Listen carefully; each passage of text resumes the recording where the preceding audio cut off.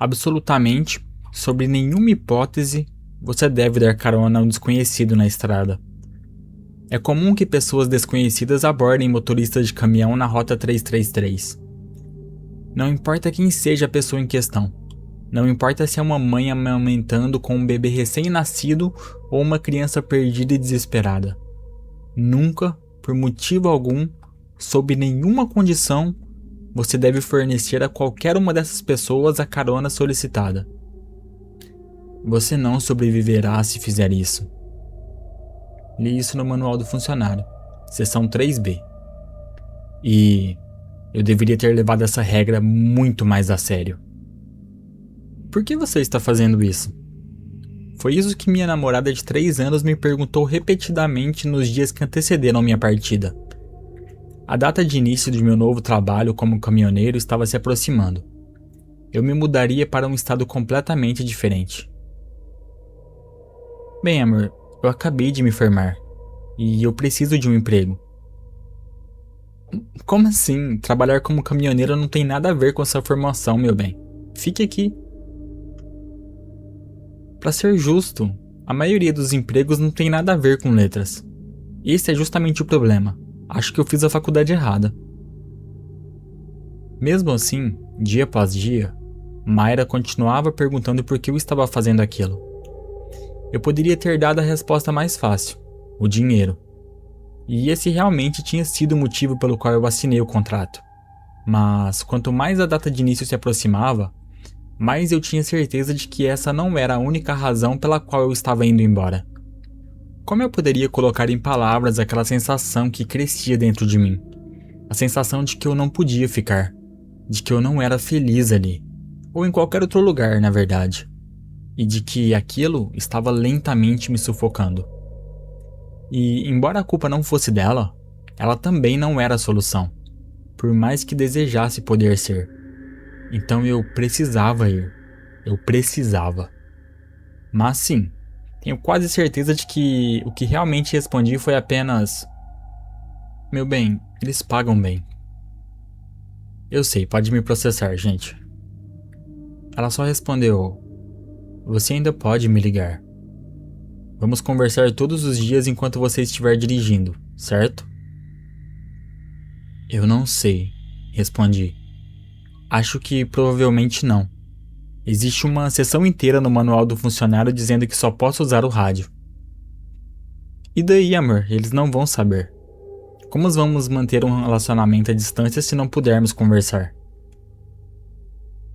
Nessa hora me lembrei do cadáver ensanguentado do outro candidato, que estava empalado no capô do próprio caminhão.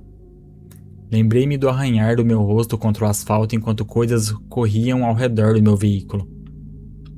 Como eu poderia explicar por que também precisava obedecer à regra do telefone? Apenas permaneci em silêncio. A voz dela ficou mais suave. Nós estamos terminando, não estamos? Eu acho que estamos. Por um segundo, pensei que Mayra fosse me dar um tapa. Ela não é maldosa, mas é impulsiva. O tipo de garota que tem uma crise de meia-idade a cada 2 terças-feiras e aparece frequentemente com uma filosofia de vida completamente nova tatuada na coxa. E essa era uma das coisas que eu amava nela. Mas nem sempre era fácil prever que atitude drástica ela tomaria para lidar com as coisas. Em vez disso, ela me abraçou, beijou minha bochecha e foi embora. Quando estava na porta do meu apartamento, ela parou. Adeus, Brandon. Naquele momento, eu pensei que aquela seria a última vez que veria Mayra. Mas eu estava errado. No material de preparação para o trabalho, minha nova empresa de transportes havia deixado uma coisa muito clara. Leia o Manual do Funcionário. Então fiz o que qualquer pessoa faria naquela situação. Li apenas por alto. Tenho certeza de que, neste momento, aqueles de vocês que leram meu último relato estão estalando a língua em desaprovação. Sério, Brandon, um cadáver não foi suficiente? Você já não quebrou uma regra acidentalmente da última vez? Só leu o maldito manual. Mas deixe-me perguntar uma coisa. Qual foi o último emprego em que vocês leram o manual do funcionário inteiro, da primeira até a última página? Foi o que eu pensei. As partes que li tinham algumas coisas estranhas. Havia as informações comuns, o que levar para viagens noturnas e orientações gerais de manutenção do caminhão. Mas também havia coisas mais incomuns. Seções explicando o que fazer caso a lua se esquecesse de aparecer em uma noite em que deveria estar no céu. Explicações sobre quais postos de gasolina eram normais e quais possuíam regras que precisavam ser obedecidas, como não olhe ninguém nos olhos, nem mesmo se a pessoa estiver falando diretamente com você.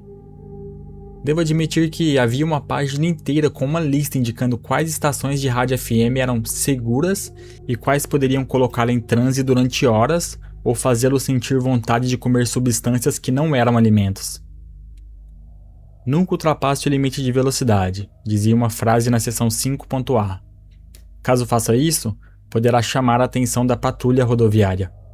Eles não são a patrulha rodoviária. Eles não vão te dar nenhuma multa. Você não quer descobrir qual será a punição.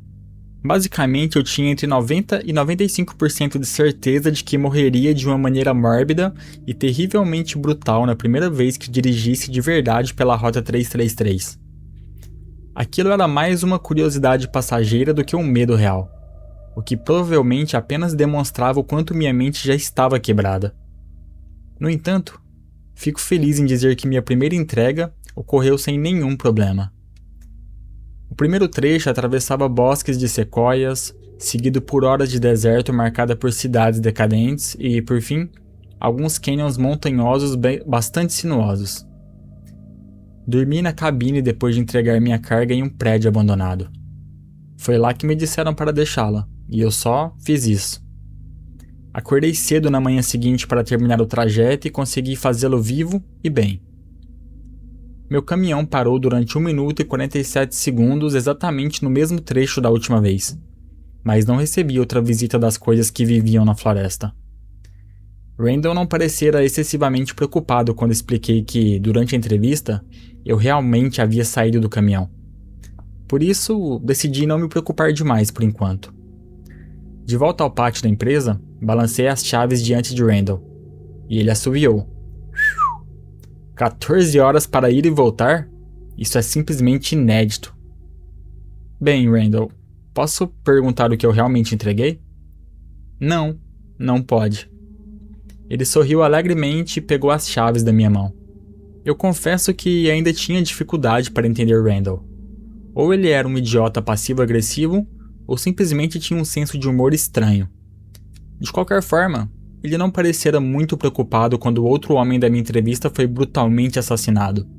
Então isso provavelmente fazia a balança pender para idiota. As semanas seguintes transcorreram quase com a mesma tranquilidade. Ainda não havia ocorrido nenhum incidente no trecho das sequoias. Randall e os outros despachantes começaram a me enviar para viagens cada vez mais longas pela Rota 333. Elas duravam 3, às vezes 4 dias. Eu não me importava. Estava acumulando uma quantidade enorme de horas extras. Mas comecei a ter a estranha sensação de que os despachantes estavam quase empolgados com o fato de eu estar indo tão longe. Eu sabia que havia uma parte do manual explicando que a estrada se expandiria com o tempo. Uma viagem que levava 4 horas para mim poderia levar 8 horas ou mais para outro motorista. Em algum momento, existiria um ponto de ruptura. Uma expansão repentina, durante a qual um trecho da estrada que antes levava alguns minutos passaria a levar semanas. Pelos fragmentos de conversa que tive com outros motoristas, fiquei com a impressão de que alguns caminhoneiros não haviam desistido a tempo. Eles estavam presos na Rota 333 havia anos, ainda tentando voltar para casa. Sinceramente, na maioria dos dias, eu não me importava muito. Pela primeira vez em anos, meus pensamentos acelerados finalmente estavam diminuindo. Meu excesso crônico de pensamentos estava desaparecendo, sendo substituído por uma sensação agradável de dormência. Não importa o que acontecesse ou como aquela estrada funcionasse. Para mim, era tudo a mesma coisa. Antes de começar a trabalhar como caminhoneiro, eu tinha medo de que a solidão acabasse comigo. Agora, A única coisa que me preocupava era o quanto eu estava completamente bem em permanecer tão sozinho.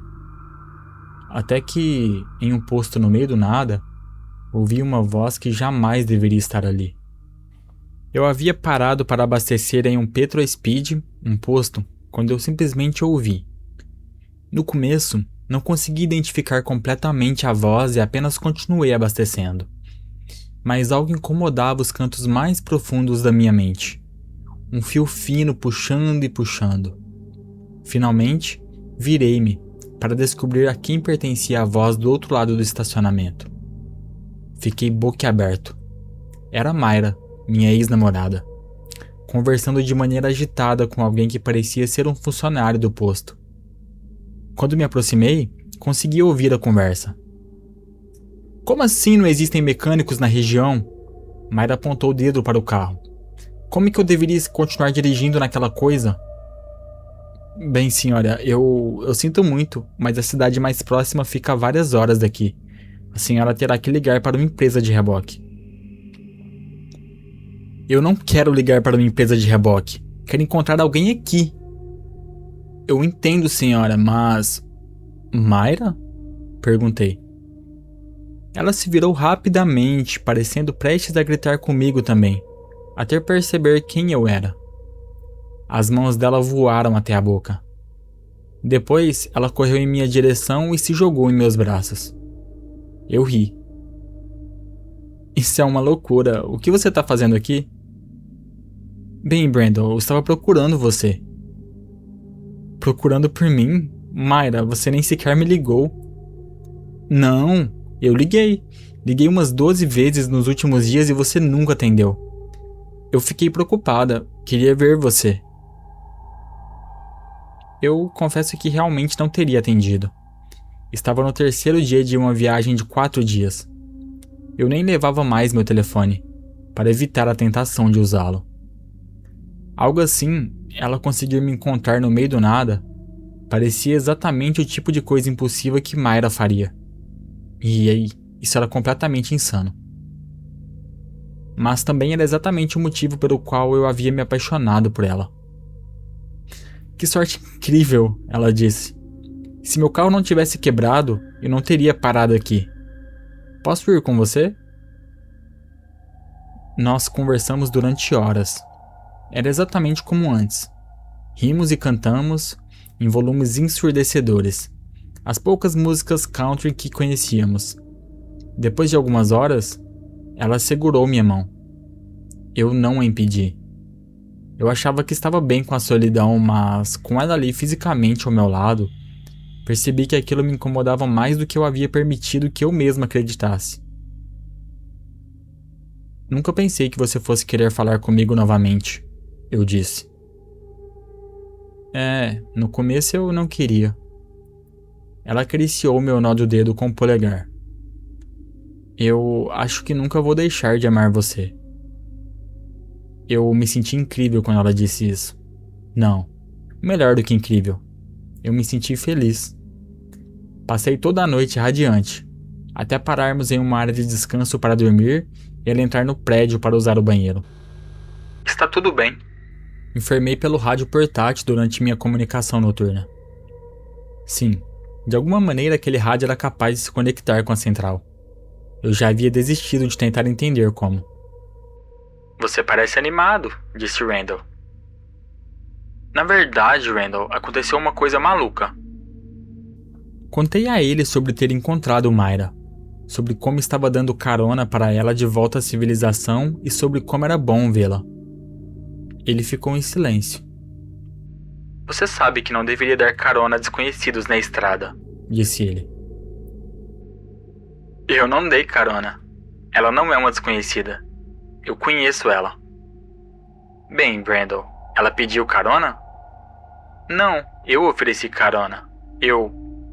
Mas, agora que eu paro pra pensar, eu não tinha oferecido. Tinha? Mas eu teria oferecido. Mas ela havia pedido primeiro. Um arrepio lento e mortal subiu pelas minhas costas. Com quem você tá falando? Perguntou Mayra, subindo na cabine usando pijama. Com ninguém, Mayra. Absolutamente ninguém. Ela adormeceu instantaneamente, aconchegada ao meu lado. Eu não tinha dúvidas. Ela era Mayra. Eu a conhecia. Ela não era uma estranha. Eu não havia quebrado regra alguma. Por que eu não podia simplesmente ser feliz uma única vez? Obriguei-me a fechar os olhos, estabilizar a respiração e adormecer. Mas, algumas horas depois, acordei sentindo algo molhado percorrendo meu rosto. Foi um despertar gradual.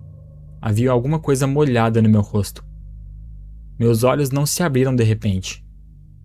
Por algum motivo inexplicável, abri apenas uma pequena fração do meu olhar, o suficiente para que ainda parecessem fechados. E ela estava me encarando. Sob a luz do início da manhã, Mayra me observava com um sorriso enorme no rosto. Completamente acordada. Ela se inclinou e passou a língua do meu queixo até a minha testa. "Eu amo você", ela sussurrou. "Você precisa ir ao banheiro?" Perguntei algumas horas depois. Estávamos parados em uma área de descanso, e apenas 1 ou 2 horas do fim da Rota 333.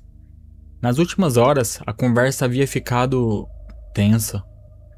Ela não quer sair nenhuma vez para esticar as pernas.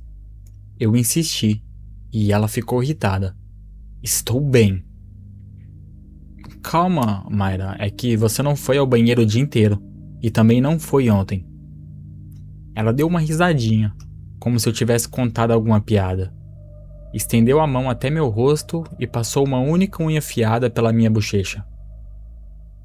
"Bem, é que é quase como se você quisesse se livrar de mim." Engoli em seco e fingi não perceber a gota de sangue escorrendo pelo meu queixo. Não, claro que não." Levei as chaves comigo quando saí para abastecer." Ela manteve o rosto pressionado contra o vidro o tempo inteiro, sorrindo para mim e acenando incessantemente. Quando subi novamente, ela deu uma risadinha. "Não demore tanto", disse ela. "Eu senti sua falta." Continuamos dirigindo. Ela ficou cada vez mais carinhosa. Quando segurava minha mão, apertava com força. Forte demais. Haveria hematomas no dia seguinte. Ela começou a se inclinar sobre a divisória central para beijar minha bochecha e arrastar os dentes pelo meu pescoço. Pedi a ela para parar, mas a resposta dela foi apenas um não, bem seco. Eu parei mais 3 vezes para esticar as pernas. E todas as vezes eu dizia: "Você também deveria sair." Mas ela simplesmente se recusava. Ela não queria deixar o caminhão. "Pare com isso", rosnou na 4ª vez em que paramos. O rosto dela se distorceu, transformando-se em uma máscara grotesca. Depois voltou a suavizar-se em um sorriso. "É que eu sentirei sua falta, Mayra." Respirei fundo. "Na verdade, há uma coisa que preciso perguntar a você." "Claro, Brandon, pode dizer." "Mas não é algo que eu possa perguntar dentro de um caminhão." Devo admitir que nessa hora o rosto dela se contraiu de irritação. Sua respiração ficou áspera e grave. "Estes últimos 2 dias foram incríveis", eu disse. "Eles me fizeram perceber o quanto senti sua falta e o quanto preciso ficar com você. A coisa que preciso perguntar é... eu preciso me ajoelhar para fazer isso." Um sorriso delicado surgiu nos lábios dela. Finalmente, ela cedeu. Ela me seguiu para fora do caminhão. Enquanto caminhávamos até uma clareira na floresta, os passos delas ficaram mais irregulares e aleatórios, talvez mais animados. A pele do rosto dela parecia menos suave e mais parecida com plástico, como algo fabricado em uma indústria. "Feche os olhos", sussurrei, colocando a mão no bolso de maneira evidente. Ela fechou. Naquele instante, eu só tinha alguns segundos para escapar. Então corri em direção ao caminhão. Levou alguns segundos para que ela percebesse o que estava acontecendo e ainda mais tempo para começar a correr atrás de mim. Quando aquela não Mayra, conseguiu me alcançar, as portas já estavam trancadas. Eu já estava arrancando com o caminhão. O rosto dela era completamente desumano. Os olhos escorriam como cera derretida de dentro das órbitas vazias. Os cabelos se soltavam em tufos. Não! Ela gritou. Eu amo você, Brandon. Não me deixe. Mas eu deixei. Pela segunda vez. Quando retornei ao pátio da empresa, não contei nada sobre o que havia acontecido. Randall também não disse nada, embora parecesse visivelmente surpreso ao me ver. Ele simplesmente aceitou minhas chaves e piscou para mim. E então eu pensei, realmente é um idiota. Definitivamente um idiota. A primeira coisa que fiz ao entrar no carro foi realizar uma ligação. A pessoa do outro lado atendeu depois do segundo toque. Nenhum de nós falou. Apenas respiramos ao telefone, esperando que o outro tomasse a iniciativa. Oi? Eu falei. Oi. E bem nessa hora eu me toquei de como eu poderia ter esquecido o som da verdadeira voz de Mayra. Nada no tom dela sugeria que não estivesse segura. Era algo que eu já sabia, mas confirmar de verdade permitiu que eu relaxasse pela primeira vez em várias horas. Brandon, por que você está ligando? Eu não sei direito. Você está bem? Não tenho certeza. Ela ficou em silêncio. Eu também. Você deveria saber. Eu sei que não importa, mas acho que deveria saber. Eu estou com outra pessoa. Ela disse. Tudo bem, Mayra. Só isso? Só vai dizer isso? Acho que sim. É isso. Mayra soltou uma risada curta, embora eu tivesse certeza absoluta de que ela não considerava nada daquilo engraçado. Por que você fez isso comigo? Ela perguntou irritada. Abri a boca e depois fechei. Não vai dizer nada? Foi o que ela perguntou quando eu não respondi. Sério? Brandon, você foi embora depois de 3 anos, sem aviso algum, e nunca me explicou realmente o motivo. Você não ligou nenhuma vez, não mandou uma maldita mensagem, nem mesmo para dizer que estava bem. Eu amava você, e você me descartou. Pessoas decentes não fazem isso. Eu entendo que você tem seus próprios problemas, mas essa é uma maneira terrível de tratar alguém. Mayra, você tem razão. Suspirei e apoiei a cabeça contra o volante. Mayra, eu acho que existe algo completamente quebrado dentro de mim. Brandon, não seja dramático. Não, eu não tô sendo. Sempre houve alguma coisa quebrada dentro de mim, e eu não sei como consertar. Eu nem sequer sei o que é, mas sinto muito. Não foi justo eu ter ido embora daquela maneira. Você merece me odiar. Houve uma pausa. Eu nunca conseguiria odiar você. Ela sussurrou. Desligamos. Antes que qualquer um de nós começasse a chorar, eu imaginei. Durante alguns minutos, sentado ali depois da ligação, eu confesso que considerei pedir demissão. Eu deveria ter medo da Rota 333. Depois de tudo que havia visto naquela estrada, depois dos corpos e das criaturas que não eram exatamente humanas, faria muito sentido ir embora. Qualquer pessoa na minha situação estaria considerando a mesma coisa. Qualquer pessoa mais inteligente do que eu provavelmente teria desistido. Mas eu não conseguia. Eu tinha medo da estrada. Das coisas que rondavam atrás das árvores e esperavam dentro de cabines vazias de chuveiros em postos de gasolinas. Eu tinha medo das coisas que talvez conhecessem meu cheiro. E da coisa que havia dormido ao meu lado. É claro que eu tinha medo.